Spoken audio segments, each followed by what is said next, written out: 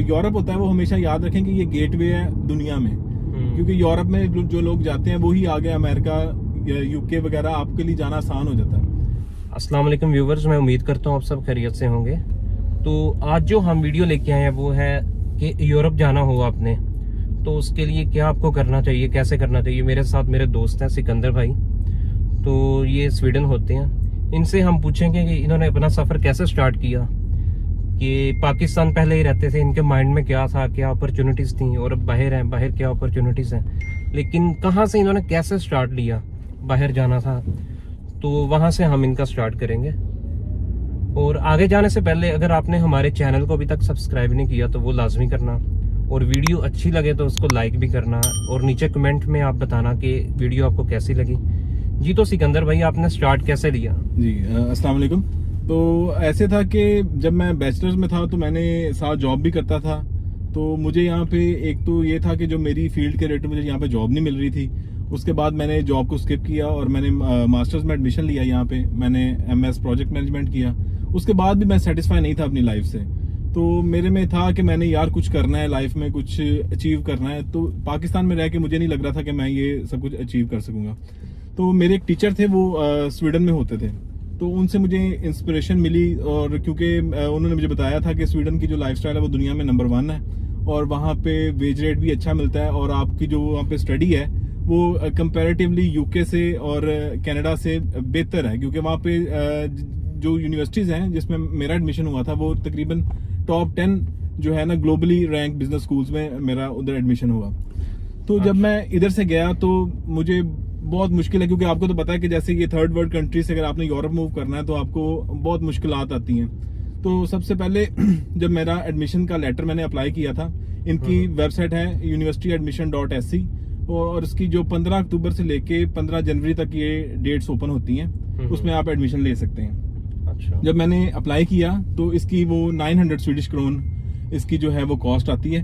तो इससे आप जब अप्लाई कर लेते हैं तो आपका जो पोर्टल है वो ओपन हो जाता है। आप एक टाइम के ऊपर 5 यूनिवर्सिटीज में अप्लाई कर सकते हैं।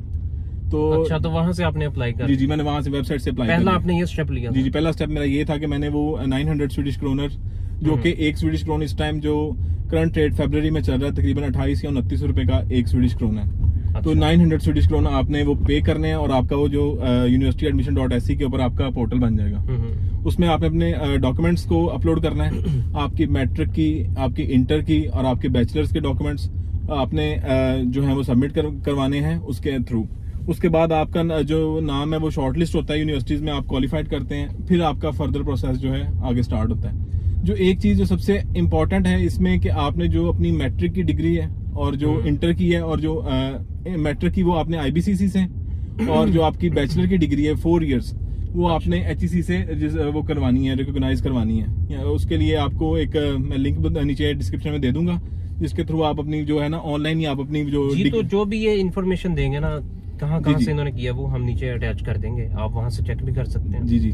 तो उसके बाद जब मेरा एडमिशन आ गया तो उसमें जो फिर मुझे ये था कि मैंने वहां पे जाना है, एक नई लाइफ है, उधर नए लोग हैं, तो बड़ा मुश्किल होता है। तो स्टार्टिंग में तो आप जो भी बच्चे यहाँ से जाना चाहते हैं, एक अपनी चीज अपने माइंड में रखें कि आप अपनी जो सेकंड फीस है वो आप अपने साथ लेके जाएं, क्योंकि जाते ही आपकी 4 मंथ्स के बाद आपकी जो सेकंड सेमेस्टर की फीस आ जाती है। तो बच्चे क्या करते हैं कि वो लेके नहीं जाते यहाँ से, वो कहते हैं कि हम उधर से ही जनरेट कर लेंगे, हाँ जी। तो उसका ये नतीजा है कि वो फिर यहाँ तो पढ़ाई कर लें या अपनी सेकंड सेमेस्टर की फीस कर लें। जो मैंने फीस पे की थी वो फर्स्ट सेमेस्टर में वो 65,000 स्वीडिश क्रोनर थे, जो एक सेमेस्टर की फीस थी जो मैंने फर्स्ट में पे की है। उसके बाद मैंने फिर 4 मंथ्स, मुझे पता था कि मेरी वो प्लान नहीं था, मैंने बड़ा मुश्किल से वहाँ पे टाइम गुजारा, क्योंकि मैं सीधी सी बात है कि मैं मिडिल क्लास फैमिली से था, तो मैं यही सोचा था कि वहाँ जाके कर लूंगा। तो उसके लिए मुझे बहुत ज्यादा स्ट्रगल करनी पड़ी। क्या आपने स्ट्रगल, क्या मुश्किलात आपको वहाँ पे आई? स्ट्रगल जी, जो ये लोग बताते हैं कि वहाँ जाके कोई दरख्त है वहाँ से वो पैसे तोड़ेंगे और वो फीस पे कर लेंगे, ऐसा कुछ नहीं है। वहाँ पे आपको 18-18, 20-20 घंटे जॉब करनी पड़ती है, फिर जाके आप अपनी जो है वो फीस और जो एक्सपेंस निकाल सकते हैं। पहले स्टेप में हमने ये कवर कर लिया कि हमने वो जो डिग्री टेस्टेशन वगैरह करवा ली और उसको उसके पोर्टल पे अपलोड कर लिया। तो जब सेकंड में आपका आ जाता है, आपका ऑफर लेटर आ जाता है यूनिवर्सिटी से, तो फिर आपने जो यहाँ पे जो सबसे मुश्किल चीज़ है वो होती है कि आपने जो अपनी बैंक स्टेटमेंट है उसको अरेंज करना है। ये सेकंड आपका स्टेप है। तो जो इस हिसाब से तकरीबन 10 आजकल जो रेट चल रहा है वो 10,000 स्वीडिश क्रोन के हिसाब से आपने पर मंथ के हिसाब से, अगर आपका 24 मंथ का आपको वीज़ा मिलता है तो आप उसको 24 से 10,000 को मल्टीप्लाई करते हैं, जो 200 तकरीबन आपका बन जाता है ये 24 इंटू 10 240,000 स्वीडिश क्रोनर्स।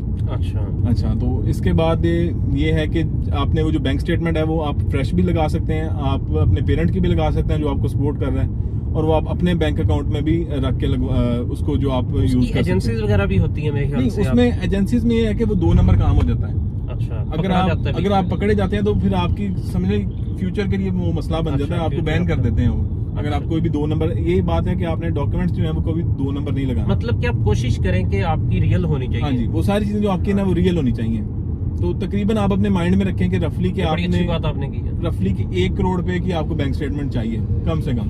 जितनी ज्यादा होगी उतने आपके वीजा लगने के चांसेस जो है ना वो ज्यादा हो जाते हैं। अच्छा, अगर बैंक स्टेटमेंट नहीं है तो फिर कोई चांस नहीं? हाँ, अगर आपके पास बैंक स्टेटमेंट नहीं है तो आप फिर नहीं अप्लाई कर सकते, क्योंकि वो समझते हैं कि इसके पास तो पहली फंड नहीं है तो ये यहाँ आके क्या करेगा। बैंक स्टेटमेंट आपके पास होनी चाहिए। इससे नेक्स्ट आपने फिर नेक्स्ट स्टेप ये कि जब आप वीजा फाइल कर देंगे अपना, तो आपने अपनी बैंक स्टेटमेंट को नहीं छेड़ना।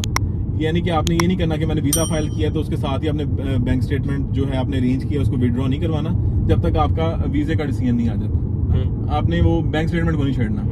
तो इसके बाद जो थर्ड स्टेप है, थर्ड स्टेप में आपने अपनी बायोमेट्रिक्स देनी है, आपने इस्लामाबाद जाना है। उसके बाद वो आपको यूटी कार्ड मिलेगा।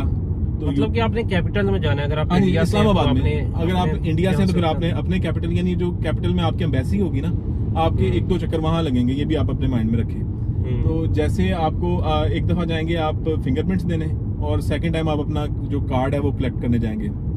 उसके बाद आपने टिकट लेनी है, और आगे जो आपने रिहाइश के लिए वहाँ पे जो है कुछ मैं आपको बता देता हूँ वेबसाइट, उसमें है studbo.se और एक है ब्लॉकिट जो है वो बहुत ज़्यादा यूज़ करते हैं स्टूडेंट्स, क्योंकि वहाँ पे आपको इजीली जो हाउसेज हैं वो रेंट पे मिल जाते हैं। तो ये आप अपने माइंड में रेडी हो, प्रिपेयर हो, और जिन बच्चों ने जाना है वो आज से ही अपने जो डॉक्यूमेंट वगैरह हैं वो उनको टेस्ट करवा लें, क्योंकि 15 जनवरी जो है ना वो लास्ट डेट होती है। इसमें 2 इनटेक्स होते हैं, एक जून में इनटेक आता है और एक जनवरी में। तो कोशिश करें कि आप जनवरी इनटेक में अप्लाई करें, क्योंकि उसमें जो है वो ज़्यादा यूनिवर्सिटीज़ जो है ना वो ऑफर करती हैं अपने वीज़ाज वगैरह और जो एडमिशन वगैरह। अच्छा, तो ये आप स्वीडन गए हैं, तो यूरोप में कहीं भी जाना तो सेम रूल्स हैं? देखें, यूरोप में अगर आपने कहीं भी जाना है, जो आपको इसका वीज़ा मिलेगा वो 28 कंट्रीज में वैलिड है।